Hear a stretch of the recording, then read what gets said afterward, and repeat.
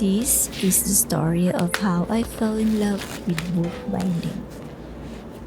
Some people enjoy parties holding a glass of cold wine in their hands.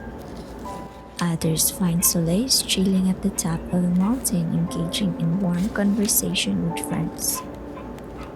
As for me, aside from these kinds of ways to unwind, I find bookbinding to be my ideal weekend activity.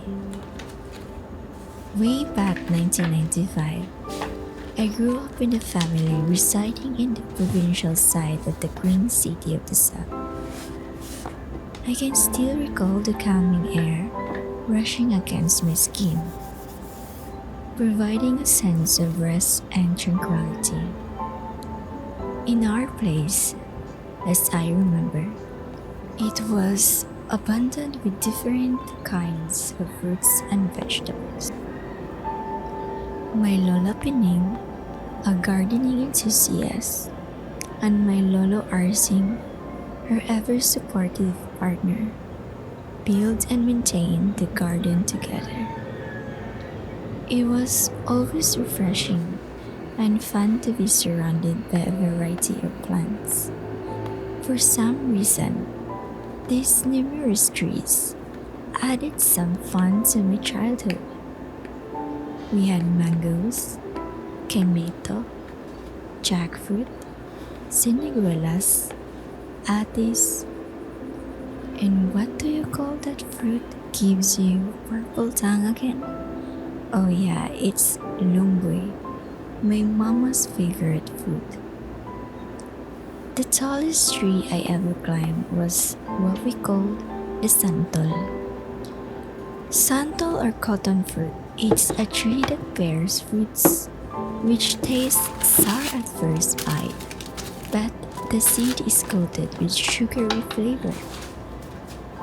This tree, located just at the corner of my Lola Pining's house, grew so tall and healthy that it tore and reached their ceiling. It was the season of summer, and the trees were generously bearing fruit. I asked my Lolo Arsing to accompany him to the roof to gather more santo fruits. The bamboo kind ladder, so we could reach the roof and start climbing the tree branches from there, making it easier for us to pick the fruits. As I climbed to the top of the tree, it felt like nothing could stop me. The sense of freedom it gave me was unparalleled. That moment is one I'll never forget, and I'm forever grateful to my grandparents for the beautiful scenery we were surrounded by. It is surely my very unforgettable moments because my short at that,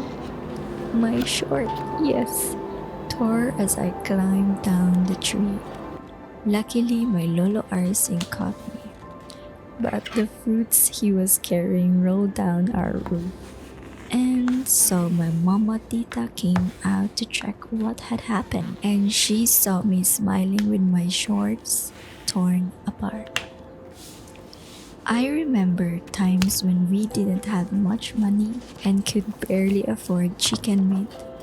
My sister and I would buy cracklings, a junk food, and eat it with rice.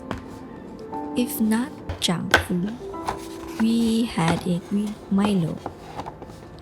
Sometimes when we didn't have enough, we used cooking oil as a topping for our rice.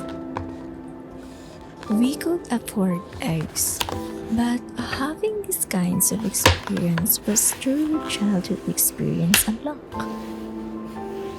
And clothes na di jud mi mahutdan tungod ni mama. I grew up watching her enjoying her own sewing machine. As a mananahi, as she would call herself, we had our own brand of clothes, Mama Tita or Tita Guapa clothes. And interestingly, our shorts sometimes match our curtains. Mama Tita loves sewing, and Papa Jesus loved whatever we love to do. And that's how they support each other. Papa Jesus provided us with shelter and what our needs. He built alone this small house with unconditional love. It had 2 rooms for 5 people and enough space for the kitchen. Sometimes we use the kitchen as a study room, where I witnessed my sisters pursuing their studies and some crying moments. Oh, how much I miss them in having the table for dinner and celebrating special occasions. I think this is why I find bookbinding my way of enjoying my Saturday. I find it relaxing. As I grew up and realized that combining my Mama Tita's sewing and stitching hobbies and Papa Jesus repairing and building hobbies, it's this bookbinding, a creative and rewarding process. For me, it's relaxing activity that helps me unwind and express my creativity. And when I engage in bookbinding, it could be this reason, or perhaps it's tied to the fond memories of my childhood.